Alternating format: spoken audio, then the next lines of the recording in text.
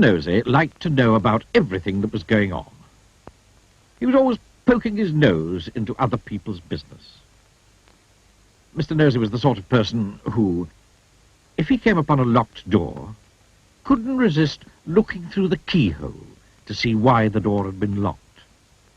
Mr. Nosey was the sort of person who, if he found an unopened letter addressed to somebody else, would simply have to open it to find out what was inside. Mr. Nosey was the sort of person who, if he was sitting reading his paper on a train, would much rather read the paper of the person sitting next to him. Naturally, as you might well imagine, Mr. Nosey was not very popular. People did not like the way in which Mr. Nosey would peek and pry into their affairs. They did not like it at all. But did that stop Mr. Nosey peeking and prying? It did not. Mr. Nosey lived in a funny, tall, thin house in a place called Tittle Town. The people of Tittle Town decided that Mr. Nosey was becoming much too nosy. And so they held a meeting to discuss what to do about him. We must find some way of stopping his being so nosy, said old Mr. Chips, the town carpenter. That's right, said Mrs. Washer, who ran the Tittle Town laundry. He needs to be taught a lesson. If only we could think of a way to stop him poking his nose into everything, said Mr. Brush, the painter. And then a small smile spread over his face. Listen, he said, grinning. I have a plan. All his friends gathered round to listen to his plan.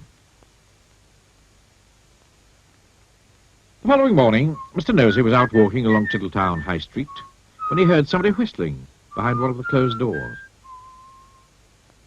I wonder what's going on here, he thought to himself, and tiptoeing up to the door, he quietly opened it and peeped in. Splash went a very wet paintbrush right on the end of Mr. Nosey's nose, covering it with bright red paint.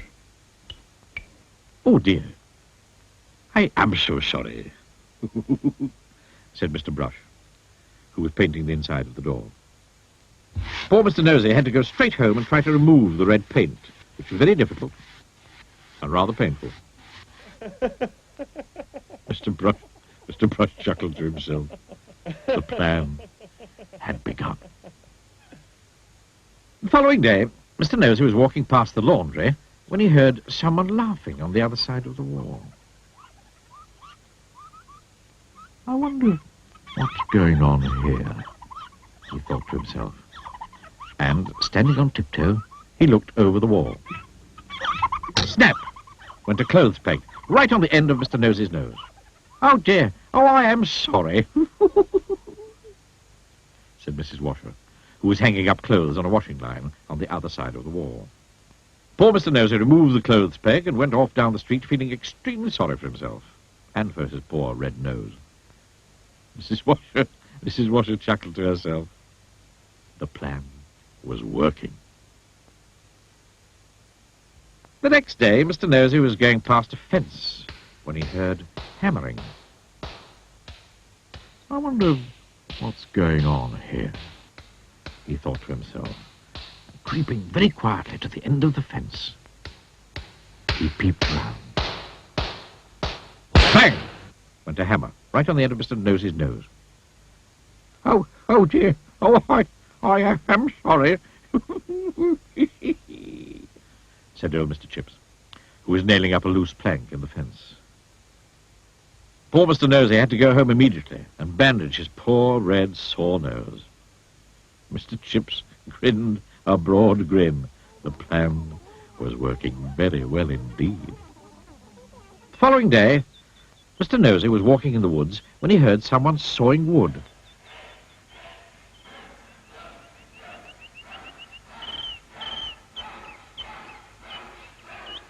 I wonder what's going on here, he thought to himself, and crept up behind a tree. He was just about to peer out from behind the tree when it suddenly occurred to him that if he did, something very nasty might happen to his nose. And so he went on his way without being nosy. Behind the tree, with a saw raised in his hand, stood Mr. Hurd, the farmer. When he saw that Mr. Nosey had gone on his way without being nosy, he laughed and laughed and laughed. The plan had worked. Mr. Hurd hurried off into Tittle Town to tell everybody. The plan really had worked, because after that Mr. Nosey stopped being nosy and soon became very good friends with everybody in Tittle Town. And that really is the end of the story, except to say that if you were ever tempted to be as nosy as Mr. Nosey used to be, you'd better expect one thing, a very sore nose.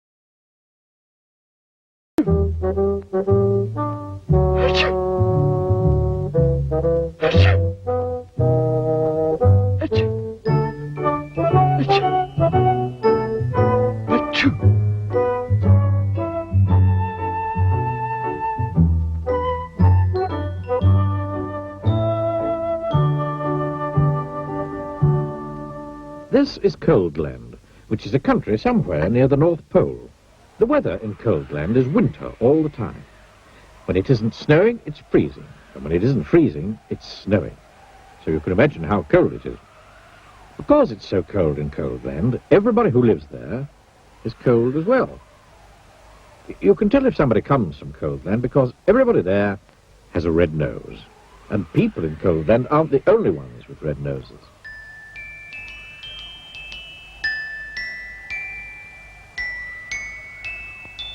In Coldland, you can even see red-nosed elephants. And what you hear most of the time in Coldland is a noise that sounds like this. Achoo! The sound of the sneeze is very common indeed in Coldland, which is not very surprising, is it? This is the story of Mr. Sneeze, who lived in a small snow-covered cottage in Town, the capital of Coldland. Every morning, Mr. Sneeze woke up, sneezed, got up, sneezed, got dressed, sneezed, went downstairs, sneezed, ate his breakfast, sneezed, and went to work, still sneezing. Achoo! I don't like this sneezing all the time, he thought to himself every day. Until one day he decided to leave Coldland and try to find a cure for the sneezes. Achoo! Achoo! Achoo! Achoo! He walked and sneezed and walked his way across Coldland, and then he sneezed and walked and sneezed for days and days until Coldland was far behind. As he walked away from Coldland, he noticed that there was less and less snow. And eventually, he walked so far that there was no snow at all. And as he walked, he noticed something else. He wasn't walking and sneezing. He was walking and walking. For the first time in his life, he wasn't sneezing. Not at all, not a bit, not even the tiniest tissue. I wonder why I'm not sneezing, he thought to himself. But he must have thought his thought out loud to himself, because a voice behind him replied, "You're not sneezing because you haven't got a cold." Mr. Sneeze jumped, turned, and there behind him stood a wise old wizard. "What's a cold?" asked Mr. Sneeze. A cold is what you catch when you're too cold, said the wise old wizard, wisely. Oh, said Mr. Sneeze, but I come from a country called Coldland, where everybody's too cold all the time. Nonsense, snorted the wizard. Can't be too cold all the time, because of the sun. He pointed to the sun, which was smiling in the sky. But we don't have any sun in Coldland, said Mr. Sneeze. No sun? Exclaimed the wizard. How extremely, extraordinarily extraordinary. We'd better do something about that, then. Hadn't we? Yes, agreed Mr. Sneeze, not quite knowing what the wizard was talking about. How far away is this place called... what is it? Coldland? Asked the wizard. Oh, it's miles and miles and miles away, replied Mr. Sneeze. In which direction? Asked the wizard. Mr. Sneeze pointed. Oh, it shouldn't take long, said the wizard, who then waved his wand and muttered some magic words, which wouldn't be magic if you knew what they were.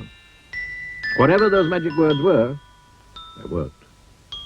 Before you could say sneeze, both the wizard and Mr. Sneeze were transported to Sugar Town, which you will remember is the capital of Coldland. As usual, it was snowing. I say, this is a cold, gloomy place, said the wizard. Replied Mr. Sneeze, who'd started sneezing again. Coldland certainly needs some sunshine, said the wizard. That's going to take some rather special magic. Please hurry up, said Mr. Sneeze, who was rapidly turning into a snowman. Now, said the wizard, ignoring him, I'm going to say some magic words, and I want you to sneeze 3 times immediately afterwards.